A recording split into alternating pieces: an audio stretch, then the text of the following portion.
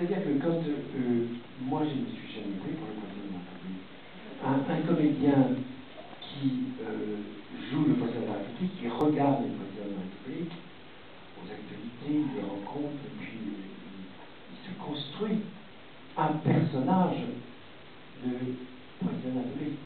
Moi, je reste une personne, et je pense que je peux être un président de la République parfaitement plausible en restant moi-même.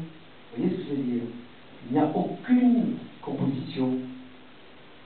Alors, pour entrer dans des sujets techniques du président de la République, qui sont comme des sujets qu'un cinéaste peut avoir sur tel acteur, construire tel décor, prendre telle et telle décision, les cinéastes prennent des décisions tout le temps, donc les présidents de la République font d'eux-mêmes.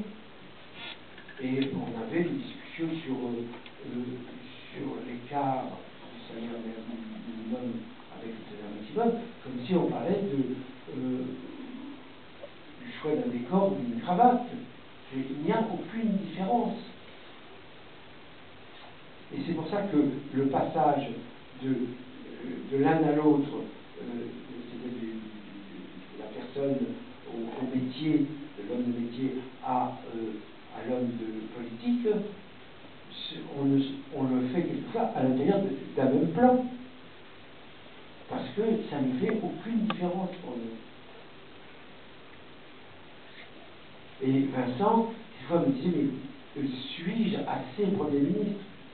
Et je lui disais, vous n'êtes pas Premier ministre. Vous êtes Vincent qui se prend pour un Premier ministre. Ça suffit largement. On n'entre pas dans l'idée générale qu'il existe un Premier ministre idéal et qu'il faut y arriver pour convaincre le public, vous séduire et vous entôler un petit peu. Et c'est un film un petit peu, j'oserais dire, un petit peu fraternel avec vous, parce que je pense que beaucoup dans cette salle pourraient exercer une fonction politique importante sans problème.